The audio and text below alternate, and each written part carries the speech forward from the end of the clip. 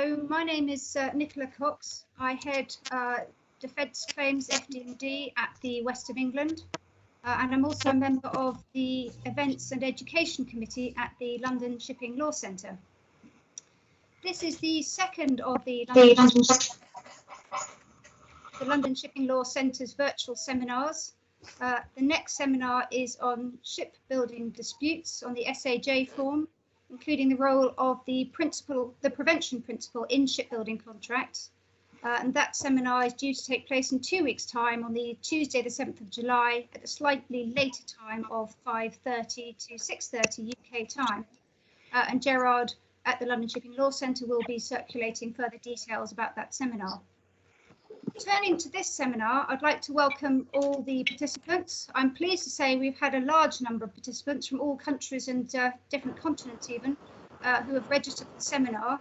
And this use of virtual seminars is, of course, a glimmer of a silver lining in the COVID-19 crisis, a virtue of the virtual, if you will, enabling people from around the world to network together and have seminars where they wouldn't usually be.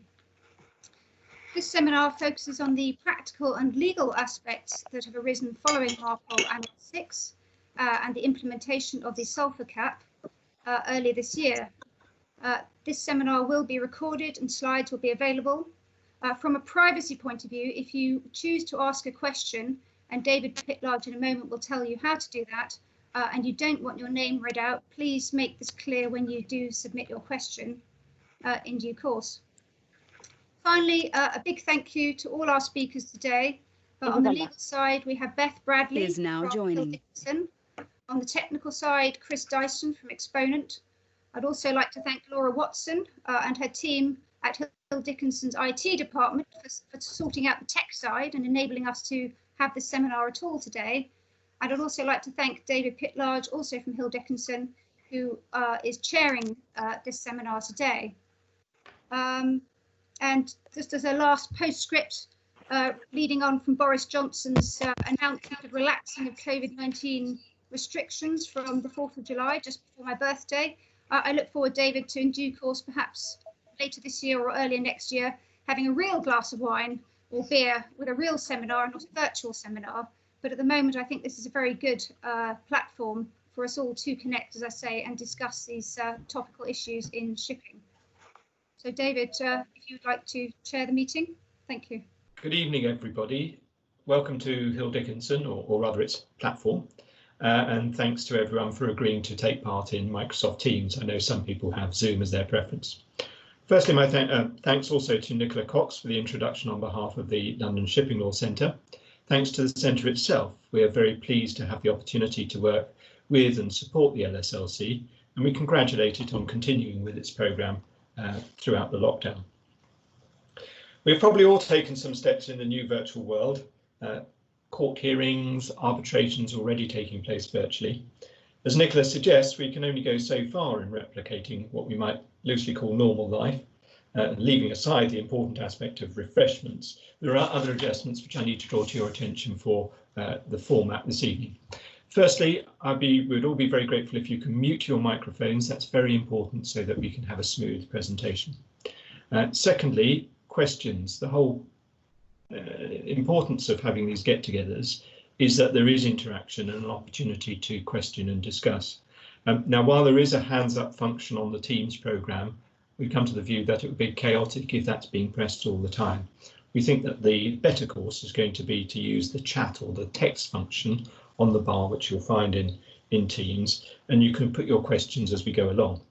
We will not interrupt our speakers. We will take the questions as they're put later on, and hopefully we'll have an opportunity to go through all of them. Now, if you use this function, everyone will see the questioner's name and will be able to read them, so do bear that in mind when you ask your questions. That said, taking some account of the GDPR constraints, I will not be reading the questioner's name when we put the questions, so apologies in advance if that seems a little eccentric, and to those who wanted to have their name read out in the Q&A afterwards. To our subject. The subject is a very topical one indeed, and a very practical one. It concerns bunker fuel on vessels, and specifically the implementation of the 2020 sulphur cap. Now, I think part of Allegra Shepherd's inspired vision for the centre was to provide a forum for the proper consideration of the practicalities and the law, as both touch those dealing with the legal aspects of the shipping industry. I think tonight's seminar captures that very well. If you've had a chance to advise in this area, you will have seen that it is very, very difficult to get away without some clear understanding of what both the regulations say and the practical implications of the same. Further, the situation is fluid. What was relevant, say, 18 months ago, as operators considered whether they wanted to make changes to the configuration of their engines or manage fuel expenditure, those have now been displaced by much more live and immediate issues. First, as we went through the transition period at the start of the year, and now as we go on managing the complexities of sampling and testing regulations and what they might mean and how they impact on, in particular, charter parties. Now, and there are still many, many practical questions. So with these thoughts in mind, we'll turn to our two speakers, and I'd say two things before, well, one thing before introducing them and then introduce them. The first is that our speakers, Beth and Chris, have agreed to provide what is in effect a joint presentation. And I think this captures well the practical and the legal, which is an essential way of dealing with this subject, and also I think quite neatly matches the original aspiration of the centre, which we discussed. So who are our speakers? I'll introduce Chris Dyson is a principal at Exponent. Chris is a well-known and well-regarded marine consultant. He's a certified engineer. He spent 13 years at sea and since then has been involved in marine consulting for 22 years. He frequently gives expert evidence. He's not only provided expert evidence and assistance to courts and tribunals in London, but elsewhere, such as the United States, France, Greece, and Switzerland. And finally, last but by no means least, I'd like to introduce my partner and colleague, Beth Bradley.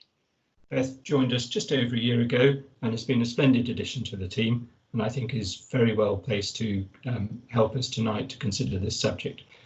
Not least because Beth, aside from acting for oil companies and traders, also has expertise in ship construction and the technical aspects that arise there.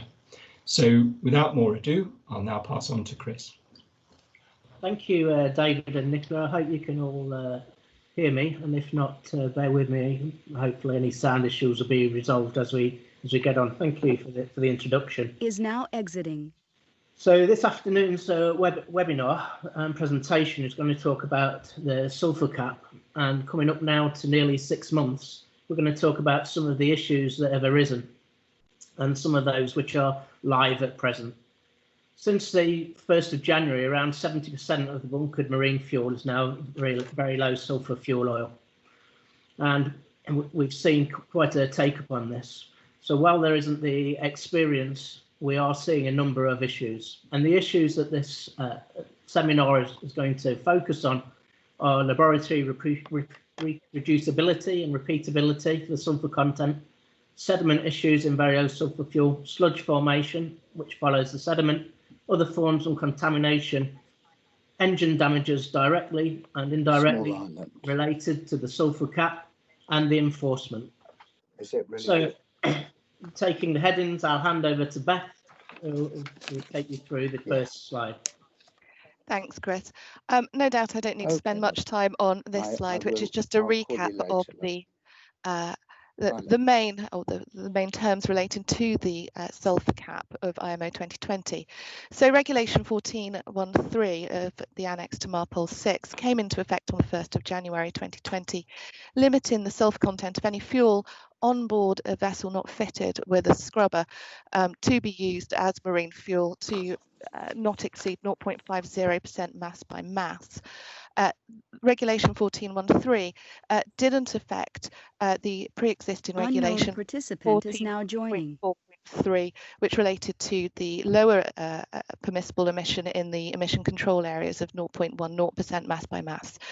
We've also had the carriage ban subsequently come into effect on the 1st of March. The way the Annex 6 has been structured is, or it directs port state control to test for the sulphur content, and it's strictly enforceable on where the sulphur exceeds 0.50%. The guidance given by MPEC 74 is that where port state control has clear grounds to suspect that there is a sulphur content breach, it may then take steps to investigate further. The accompanying circular 882 directs the enforcing authorities to, in the first instance, test the Marpol sample, or if that is not available, the in-use or on-board sample. There is a critical difference here, and we'll explore that over the course of the next few slides. Where the Marpol sample is tested, the enforcing state is told that where the average of 2 tests is below 0.50%, no further action needs to be taken, but if it is above 0.50%, they may proceed to enforce against the vessel. However, where the in-use or on-board sample is taken and the guidance directs port state control as to how to take that sample, the average of 2 tests, or the marker there before enforcement starts, is below 0.53%. So there is a clear difference in terms of the test accuracy, if not the sulphur content, depending on whether it's the Marpol sample which is being used or whether it's the in-use or on-board sample. I'll pass over to Chris to discuss samples. Thanks for that, Beth. So before we talk about some of the specific issues relating to sulphur, I'd just like to sort of go over and give a practical couple of points regarding fuel disputes. The simple matter of fact is that if a sample of fuel which is tested is not representative of that fuel itself, then whatever the results, they won't either be representative. So it is very important that representative samples are drawn and tested. And this can be often a problem. For example, a barge sample might not be cited by those on board, and it might be just produced and supplied. And the second thing is we often see disputes between the various parties where everybody's been in quite a hurry to get something tested. The test result has come back and it is completely off spec, or there is a massive problem. These laboratories, well, I think we all think of them as sort of infallible. They're certainly not. And the practical realities are that any single test may throw up a bogus result. So if there is one test before actions are really taken, please verify that and get a further test done just to check and gain a confidence level in the result. So with regards to sulphur content, as Beth described, there is a little bit of a mismatch between the 0.53 and the 0.50. And when you look at the science behind this and the laboratories, then this science is not exact.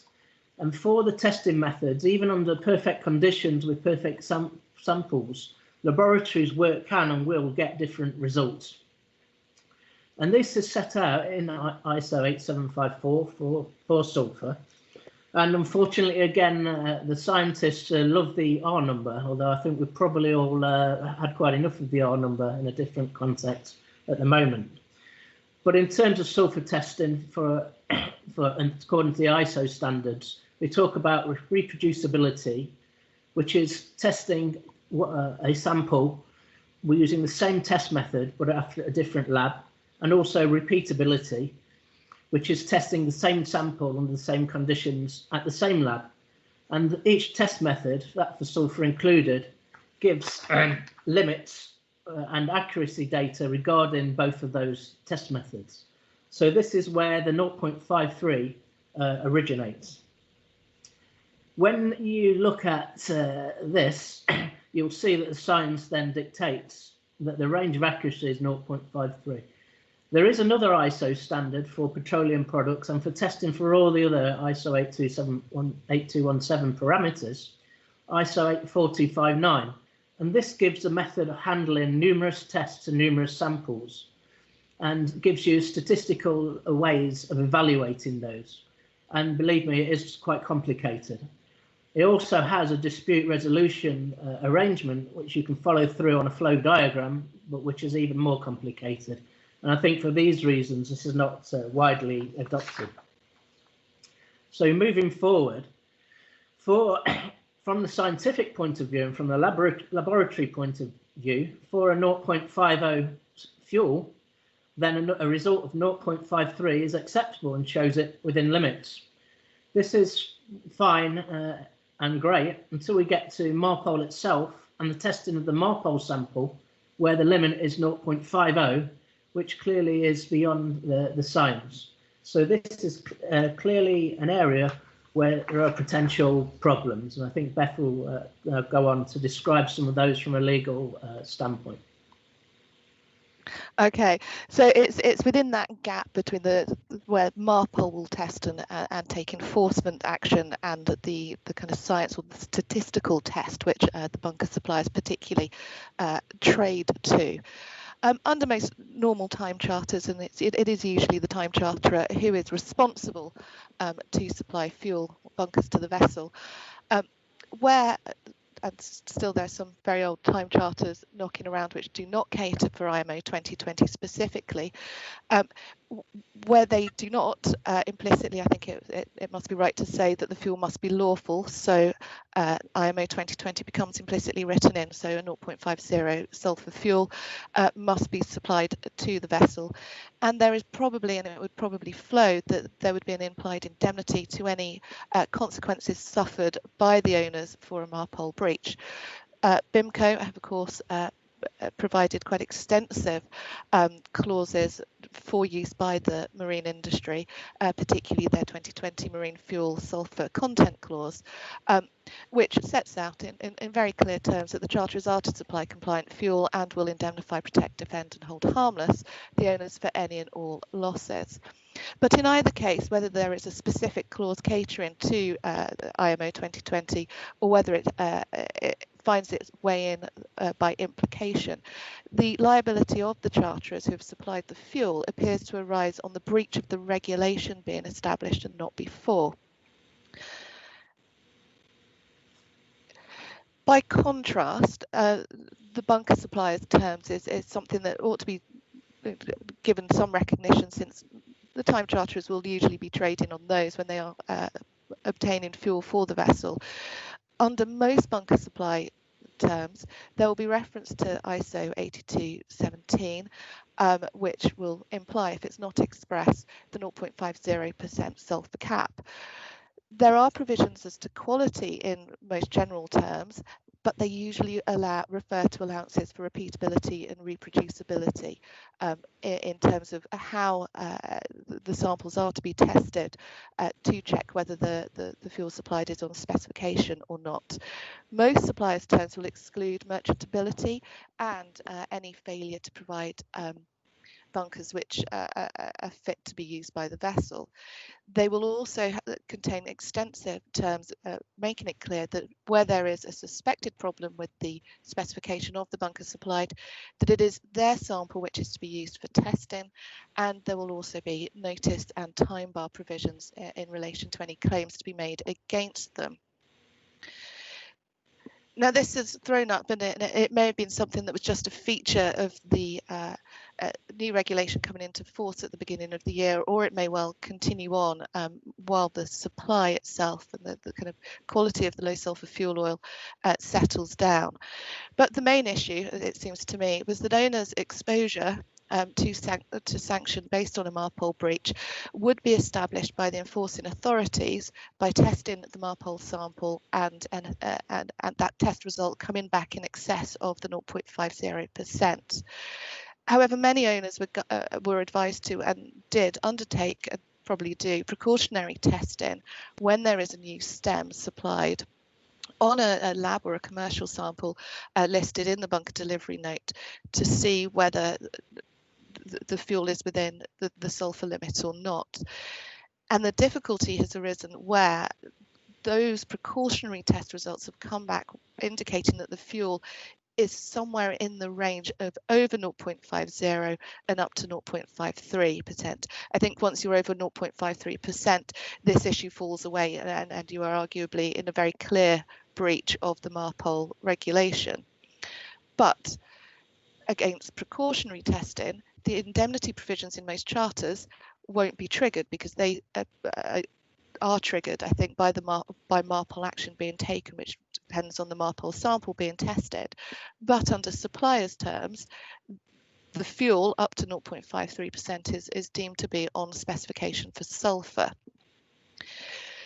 And this has led to a number of very difficult situations, particularly where you have an owner faced with having to take a decision over whether to debunker on the basis of a precautionary test to avoid a subsequent finding that they are not in compliance. So before the issue can trigger the time charter indemnity.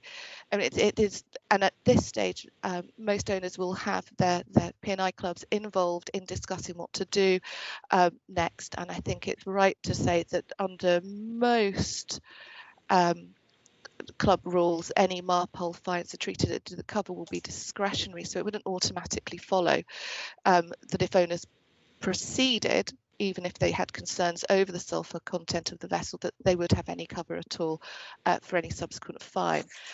But as against that, the time charterers are likely to argue that the indemnity doesn't yet apply, and it is for owners to make the decision as to whether to debunker or take their chances. And the time charterers in turn have very limited rights of recourse against the supplier, because in this area, it's still contractually on specification.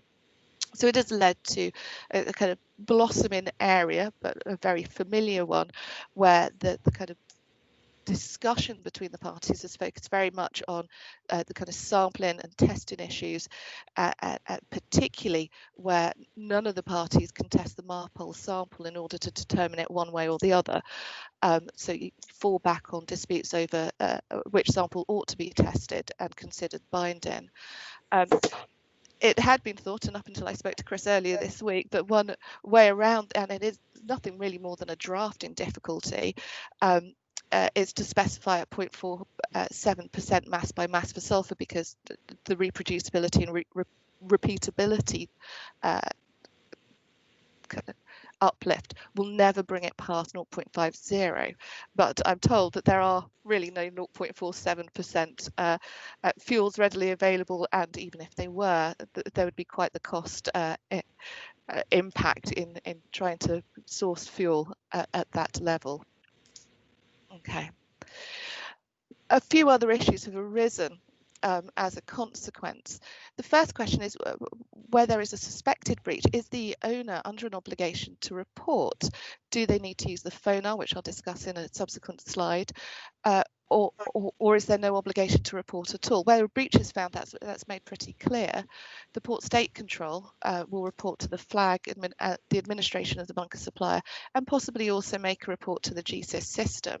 But where it's only a suspected breach, so before Marpol, before there's been action taken against the owner, do they need to do anything? Having knocked that question around over the past few months, I think the balance of opinion is that actually at that stage the owners hold a BDN which confirms that the fuel is within the kind of sulphur limit, so there's no Marpol obligation as such to report. They are entitled to rely on that. That is one way of looking at it. I would say that where an owner, and particularly if their club is concerned, a wise step to take would be to have a discussion with the flag administration to see what they suggest. On the whole, it seemed to me when I've been in that situation, the flag authority has come back to say that's okay, you can rely on the BDN and proceed without taking any further action. That exchange is probably quite important should there subsequently be an investigation and a breach established, even if it's just a marginal breach, because then one will be able to have a better engagement with the enforcing authority about the appropriate level of fine or enforcement action to take. The other area that comes up, particularly when there's just a slight excess in terms of the sulphur content, is what mitigation steps the owners ought to be taking. Should they try and blend, or should they debunker and obtain fresh bunkers? Mitigation is of course sensible to investigate, and Chris will go into in some detail in a moment about the difficulties with onboard blending. Apart from anything else, It is not straightforward. One would need to have port state control permission, expert guidance in order to do it, but also somebody on board, probably from the suppliers, who is able then to issue a fresh BDN for the blended bunkers. In many ways, new bunkers are far more straightforward, but there are the costs to be considered. And of course, nobody wants to be the party who's going to accept responsibility at the outset to pay for that. So I will pass you over to Chris to discuss blending. Thanks, Beth. As Beth has introduced, one perceived option may be in the case of a marginal sulphur breach, i.e. just above the 0.53 or in that area, to blend on board, and that could be achieved by putting, say, MgO 0.1% into the 0.53 fuel. Okay, however, from a technical perspective, this is not an attractive proposition, and I think Beth has also outlined some of the difficulties there. That the blended fuel would have no paperwork, and there'd be nothing to do that, and we require flag states and further analysis and further testing of any blend. The simple matter of the fact is that ships aren't designed for onboard blending and don't have the facilities. So the chances of obtaining a homogeneous mix and thereafter obtaining representative samples are quite low. Also, with the diverse blend of Marpol 2020 fuels, putting in MgO or a lighter fraction at 0.1% is fraught with peril, and you may well get compatibility issues arising and make greater difficulties than you started off with it in the first place.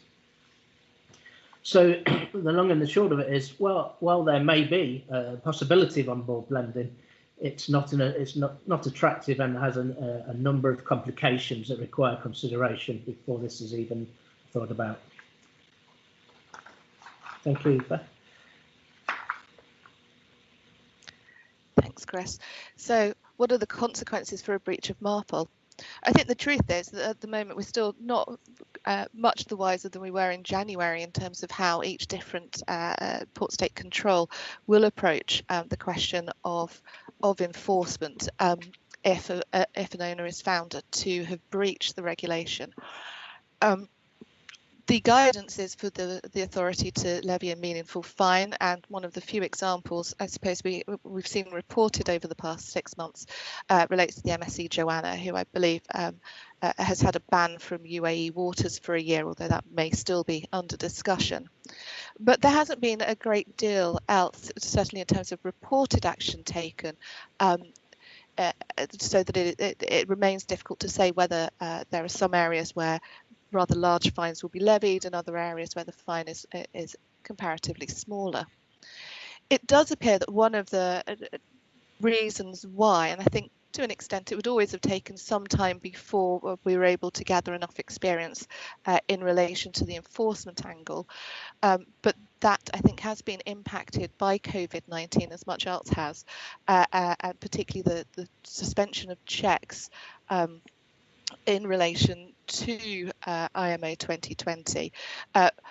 Many countries have not said so outwardly. The UK did issue, the MCA did issue a press release relatively recently to say that they would not be carrying out routine checks for a breach of IMO 2020 unless they had received information that suggested that a vessel was coming in which was in breach. So there's still a big question mark over what a breach of Marpol is likely to mean and how it will look.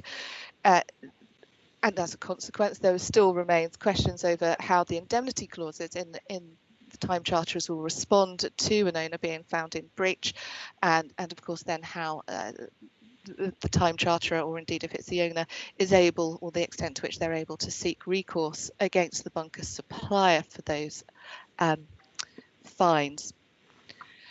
I'm going to briefly turn to the FONAR, which is the fuel non-availability report, and I'm going to touch on it because it seemed to me that towards the last quarter of last year that this was receiving a great deal of attention in terms of, if not quite a get out of jail free card, then perhaps a way that an owner who knew as of the 1st of January that they did not have compliant fuel on board, that they would be able to just simply fill out a FONAR and everything would be fine.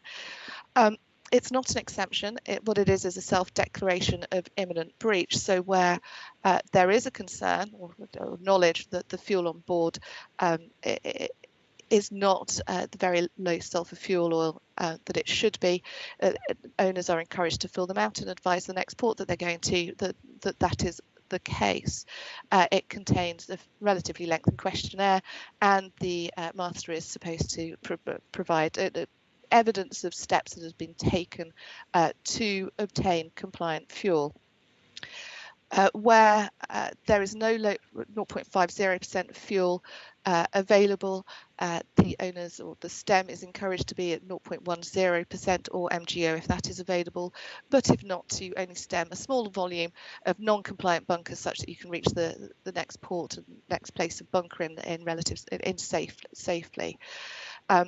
But it's also pretty clear, and I think the IMO are very clear about it, that records are to be kept of FONAR use, and where there is a pattern of non-compliance, that too can and ought to be sanctioned. Okay, I'll leave the FONAR there. We're going to move on to sediment, and Chris will talk about this in more detail, but one of the early issues that seemed to arise from January onwards is the ability or the kind of propensity or potential for very low sulphur fuel to create sediment, and alerts were issued for fuel supply in Singapore, Paris, Amsterdam, Rotterdam and Miami, so quite widespread in terms of the bunkering ports where this type of fuel or these issues were arising from. Chris will talk through the potential or propensity to sediment and the instability in greater detail, but suffice to say that where this issue arises, it's very difficult for on board to deal with, and it particularly has quite serious or potentially serious consequences for the vessel. It's not just a question of the filters and purifiers becoming sludged, but that it can lead on to component damage, and in the worst scenario, potential for the engine blackouts. Thanks, Beth. So I'd just like to talk about compatibility and stability a little bit further. Now, these aren't by any means new issues, but they have now come to prominence because of the diversity of the new blends of Marpol 2020. When the 0.5% level was identified and put down as a requirement, this was by no means something that came from the industry. This was an environmental requirement. And in fact, 0.5% is quite a difficult blend to achieve. We've seen already that there is a large diversity. Traditionally, two heavy fuels may well have very similar density and viscosity, but this is not the case for the Marpol 2020 fuels, and there's a large range. As I said, talking first about stability, this is a known problem and it is a known issue, but it hasn't been of great significance historically. What we're talking about here is sludge, and as Beth has identified, that might seem quite innocent, but that can lead to fuel starvation, blackouts ultimately, and loss of propulsion with subsequent navigational consequences. So traditionally, sludge is developed from asphaltenes within the fuel coming out of solution and forming conglomerations. However, with the new fuels, there are different ways in which sludge can form, and one area that has become more prominent is wax formation, which is the presence of paraffinitic elements within the fuel. Nothing wrong with them themselves, but when they come out of solution, they also produce sludge, and this is particularly relevant to cold temperatures, whereas asphaltenes and producing sludge is more relevant to higher temperatures and a function of time. To complicate matters even further, we now have a lot of lighter distillate, i.e. fractions, put into the fuel to bring the sulphur content down, and then you can have sludge formation, etc., and decay by forms of distillate aging, which might be aggravated and made worse by temperature. Oxidation also is similar to a similar process to distillate aging, and also polymerization. polymerization can occur and form sludge in a chain reaction that effectively can't be halted, dependent on some of the properties of, again, different feed and cutter stocks, particularly if they contain olefins or alkalins, which are the same thing. So we can see now that whereas sludge formation was quite a well-known, understood, it's now become a lot more complicated, and different forms of sludge coming for different reasons. So how do we sort of guard against and protect ourselves to some degree from sludge and sludge formation? Well, incorporated into ISO 8217, there are various tests for sediment, concluding total sediment accelerated, total sediment potential, and total sediment extracted. And all these have been relied upon in the past. However, we have to remember that stability of the fuel is a function of time and temperature. The longer that it's stored on board, then the greater chance of becoming unstable. Higher temperature will accelerate any unstable reactions. And this might occur over weeks or months when the fuel is on board, but the traditional tests for stability are accelerated and simply prove that or give guidance to the stability of the fuel over a maximum of 24 hours, for example, using the TSP test in a lab. There are a number of more advanced tests, and in fact there are quite a few now. ISO were unable to produce a new standard for the 2020 fuels because of the components of the committee, and they ran out of time to do so. But they did produce a publicly available specification in 2019, which touched on some of the different methods.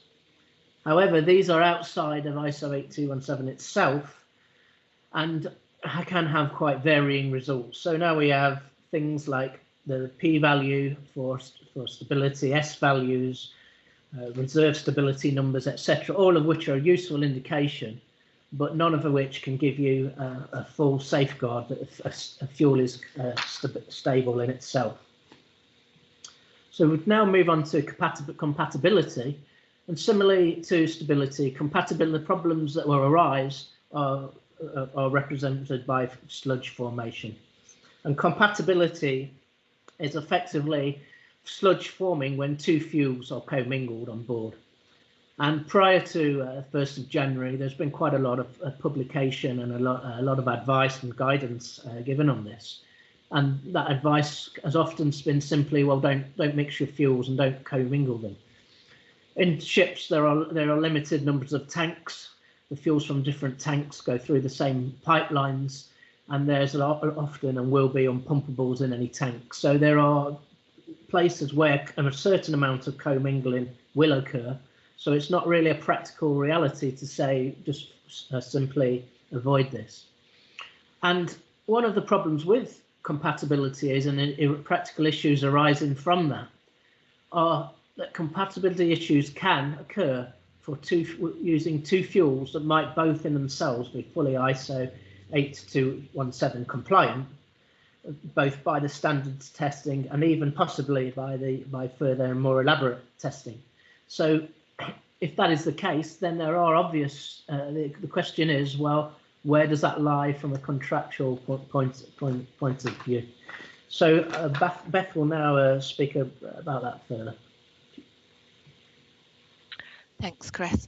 So I guess the issue in a nutshell is that the fuel supplies and contractually to be supplied has to be at the ISO 8217 standard. But for many of the organic compounds which lead to this propensity to sediment, they're not caught by the table 2 parameters, although they may be caught by clause 5. But again, it's a kind of relatively familiar and not particularly straightforward argument to have in relation to a fuel that otherwise is on specification. And again, there is a difference between the position as between owner and the time charterer, assuming that the time charterer is the party responsible for obtaining the fuel, supplying the fuel to the vessel, and the position underneath the supply contract. There is a dual obligation under most time charters on the time charterer and that is to supply fuel or obtain fuel which is in accordance with the specification. And the secondary obligation, that fuel must be fit for purpose. So in the situation that we've been discussing, where the fuel itself testifying for table 2, but there are problems with the sediment occurring in the engine and it's causing sludging and potentially component damage, the time charter is very likely to be or arguably will be in breach of that second obligation to supply fuel which is fit for the purpose of using on board the vessel, subject to the engine having some kind of unique characteristic. Under the supply contract, the supplier is only really under a duty to supply fuel in accordance with the specification, which is almost always just by reference to one of the ISO or to the ISO standard for one of the years set out above. So where it tests as on specification for table 2, that may well be the end of the argument as against the supplier, particularly because they have wide exclusions, as I described at the outset, in relation to fitness for purpose, and there's also the time bar and sample issues to take into account about which sample the supplier will be bound by. In terms of practical steps, I think the advice remains pretty much the same as it was going into the kind of implementation of IMO 2020, is that clean tanks is very high on the importance list, and maintaining as far as possible good segregation discipline and to have clear sampling protocols on board. I think in practical terms as well, that this sediment issue has underlined the importance of, as far as possible, testing before a new stem is used and to check filters and purifiers while it is starting to go through the engine.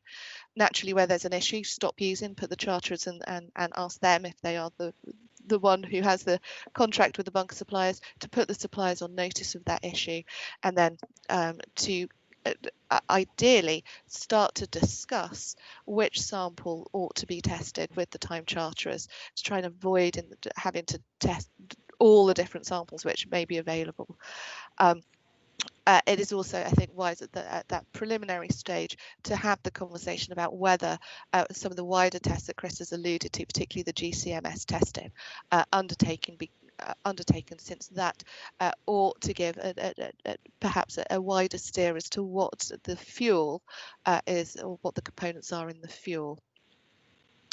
Now, engine issues, Chris. Thank you very much, Beth. So we're just going to move forward a little bit from the subjects of stability and compatibility and look at some of the other problems and issues, live issues that have occurred and that are continuing to occur now. The first thing we've got on this slide is catalytic fines, or CAT fines, which are well known and probably are the most common and well-known form of fuel contamination, being aluminium silicates, which are carried over from the refining process. And in any fuel, there may well be a certain level of CAT fines. These are very hard and small particles and very abrasive, and they are ship stoppers. They will cause abrasive damage and wear to fuel pumps, fuel injectors, the running gear, liners and pistons. Traditionally, these were very well known, and over a period of time, the propensity of these to occur was reduced. However, we've seen now an increase and reappearance of CAT fines within some of the diverse blends and with more blending going on. So this is one area. The next area is something that's not an actual property of the fuel itself, but it is a function of using a different fuel. The low sulfur fuels require matching to cylinder lubrication in the main engines of slow speed main engines, which form the vast majority of propulsion engines at sea. The sulfur content produces sulfuric acid, which requires neutralization, and this is done by base numbers. With these, one of the issues that occurs is you can either use if you use the wrong base number, you might over neutralize the fuel, which itself is not a is not desired, because that then causes things like honing, bore polishing, etc., and can cause damage. Or the people on board are generally, if they have lubrication issues, will increase the lubrication, and again, this is not an answer and can cause problems in itself. So just moving on to the next slide. Traditionally, with the higher sulphur fuels, you've used a 70 base number, which is represents the alkalinity level of the fuel. And now with the new fuels, they've moved on to a general guidance for 40 BN. That means they have produced new oils, but people are still really finding their feet and matching these to the fuels that are in use. And in fact, there's now talk about whether a 15 BN, 20, 25 BN number would be more correct for certain fuels. Problems that have occurred, which are relatively new since the use of these cylinder oils with the fuels, have been a lot of hard deposits occurring on piston crowns, leading to abrasive wear and damage to the cylinder components. And this has been from calcium deposits. One of the properties of cylinder oil, apart from the obvious lubrication properties, is a detergency, so that it will counteract some of the combustion products that are left behind, and it will reduce their effects and their abrasion within the cylinder liner. And there are some trains of thought that perhaps the additive packs within some of the new cylinder oils that have been produced have not been quite what they used to be, let's say. So how do you go about, what do you do if you get these problems? Well, I think for both this issue and for the compatibility and stability, we need increased vigilance, increased monitoring, increased inspections and observations.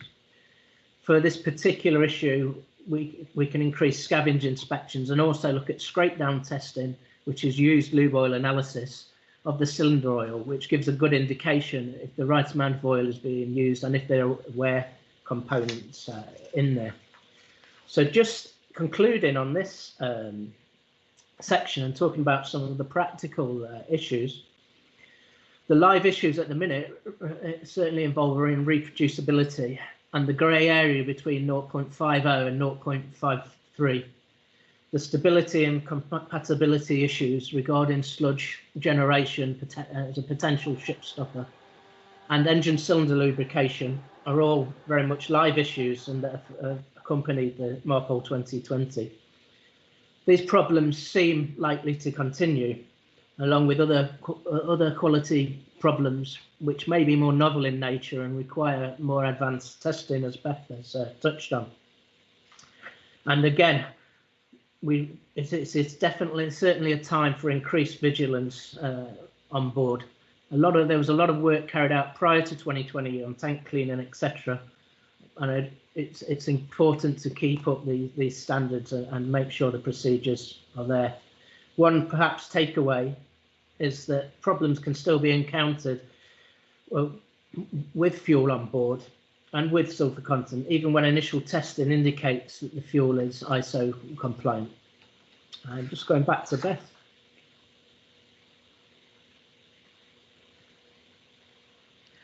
Thanks, Chris. That brings us to the end of our joint presentation, in which we've kind of looked at some of the issues that have occurred in the first 6 months post-implementation of IMO 2020.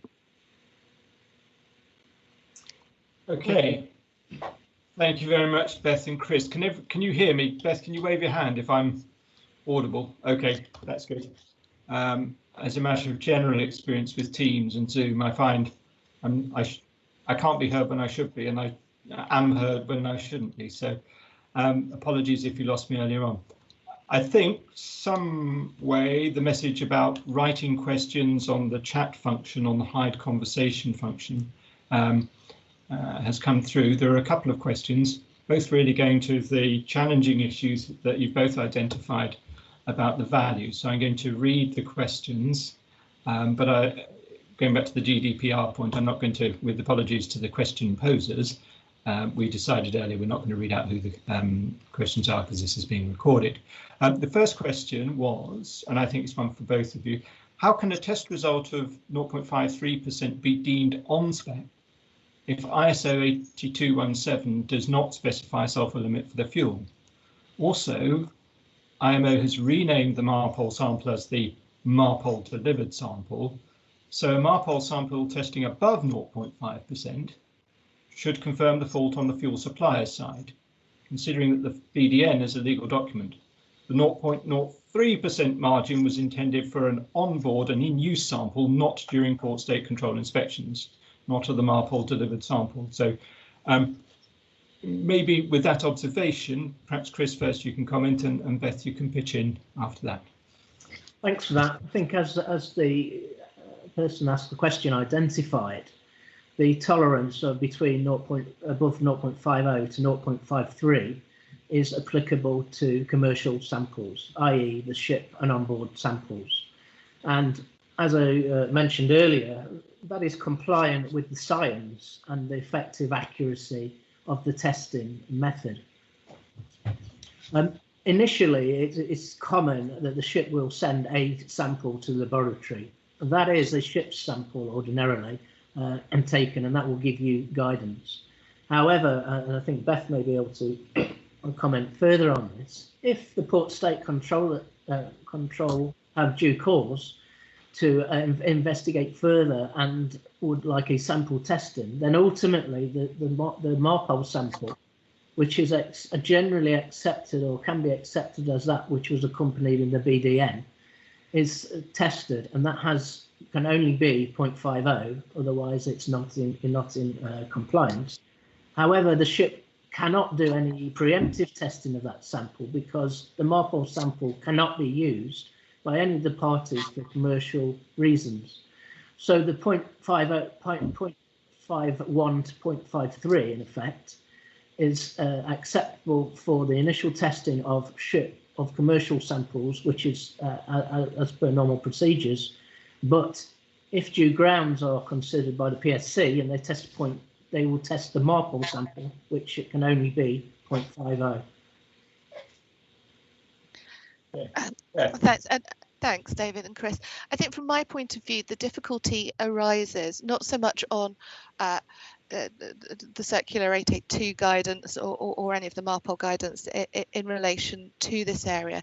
It's a contractual difficulty between the owners, time charterers, and the bunker suppliers, where under the kind of time charter indemnity provisions, well, the specification is one thing, and it will, if it's not made clear that the time charterers are to supply fuel at 0.50% max, new time charters it will be in there, but older ones it won't be in there. It will be implied into it.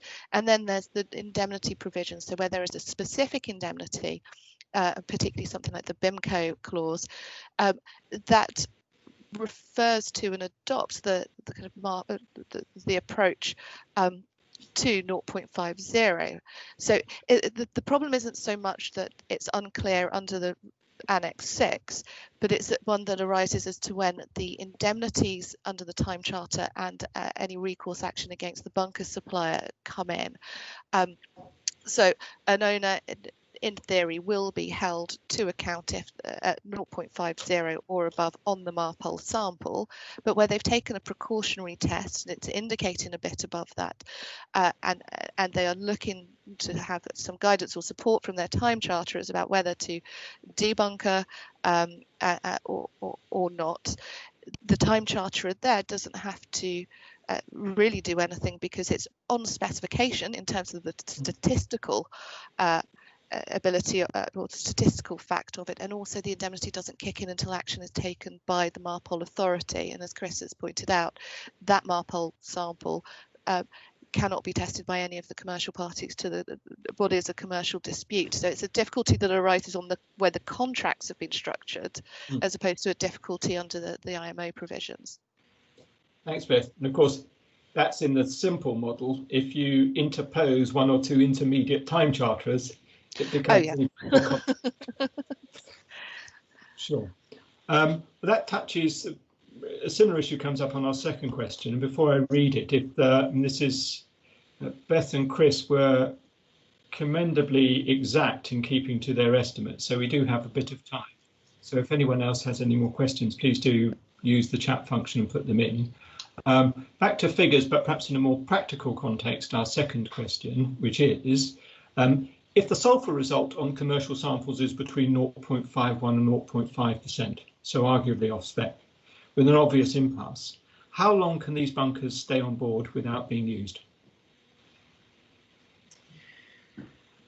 I think this touches on similar aspects to the previous question, and when we're talking about the practical side of this, it will ordinarily be the ship that would send a sample to the laboratory, which would be one that was taken by them during the bunkering operation and hopefully representative.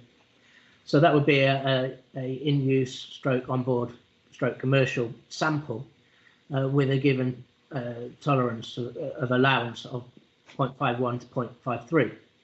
If that was 0.54, then that would be off spec in terms of Marpol compliance and the allowance. However, as previously referred to, there may be a problem with the test itself, or a problem with a single test.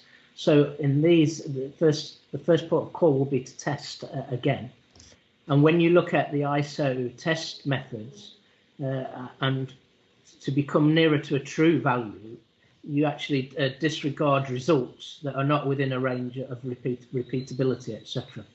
So you might find that a series of other results give you an average that was within specification 0.51 to 0.53, but then we come on to the further a problem and potential exposure that with due grounds, the PSC decide to test the Marpol sample, and that comes in above 0.50, then that kicks off a whole process itself and potentially is non-compliant.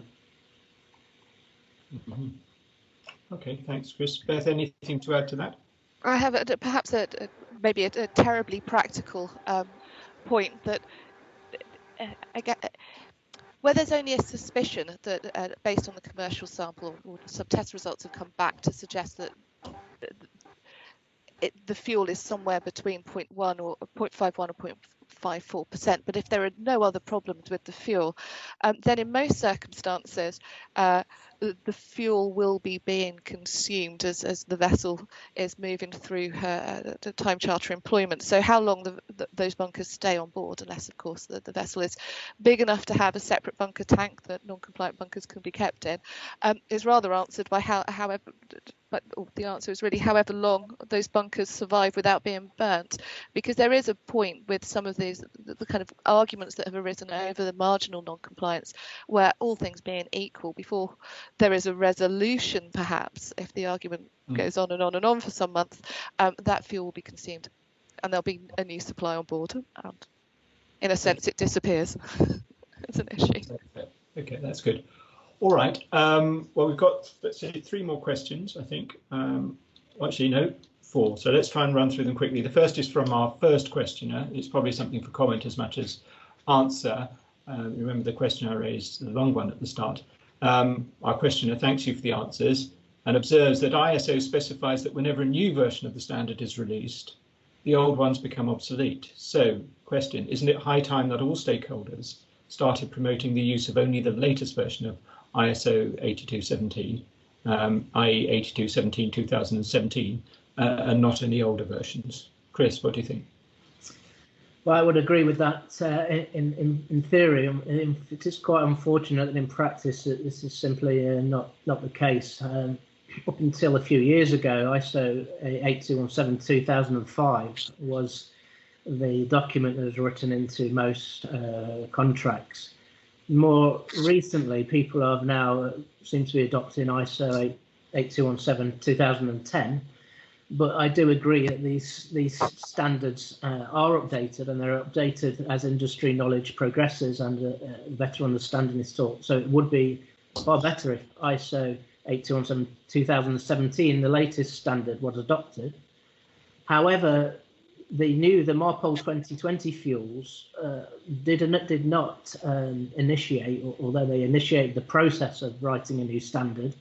The ISO committee were not able to agree a new standard in time for that. So while they have said that the ISO 8217 earlier standards remain applicable and should be applied to these fuels, then we eagerly await the new standard that will be produced, which is expected in 2021, more specifically. But there is, in the interim, there is the public availability specification, which is a halfway to a standard, but doesn't include any more recommendations, but does give you some further guidance.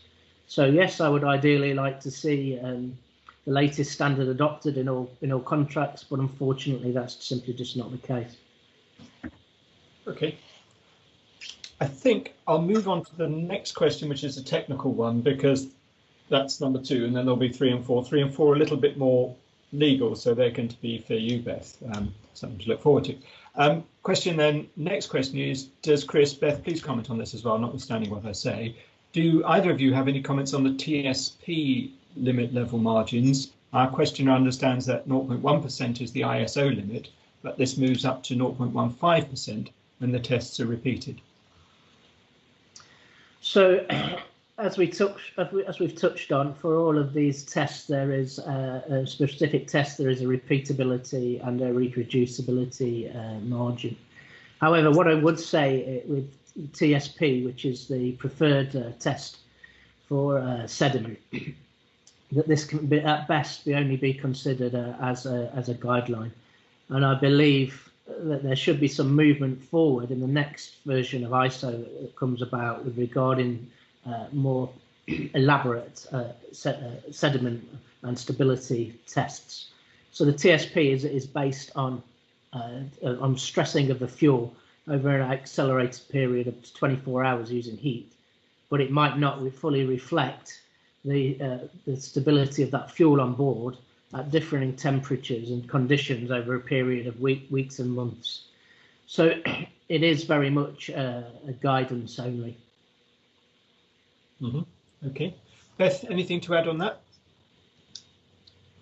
We want to get to the lawyer's questions. Okay. Desperately. You can't wait for the legal questions, I know. All right. 2. First is up on the chat box is, in charter parties, Beth, have you seen disputes where a time charterer wants the owner to stem a larger quantity of low sulphur bunkers, which are available cheaply, and the owners say that they can be sent safely because the owners don't want to mix the fresh bunkers with those on board? Any issues there? Well, it's not a situation that I've come across, I have to say. It's an interesting question, though, because I think there's probably a commercial answer to it rather than a particularly legal one. Of course, the owners probably, I think, do have the right to say, no, if it's a safety issue, we're not going to take more on. But where actually the issue is a concern about contamination of the existing bunkers on board, or mix into which are incompatible, which may then lead to an unsafety issue if it causes sludging or any of the problems that Chris has taken us through. I think then also owners are probably able to say no and explain their reasoning. But if under a lot of pressure and they were minded to do it, then you'd be looking at for the owners to extract a fairly belt and braces indemnity from the time charterers if you were to go ahead and mix potentially incompatible fuels on board for their convenience. Sure. Okay, that's good. Thanks. Well, what will be, I'll just have one practical question if I may after this, but here's the other legal question, and this one has come in just to show where you can do all sorts of formats here. This one's actually come in on email.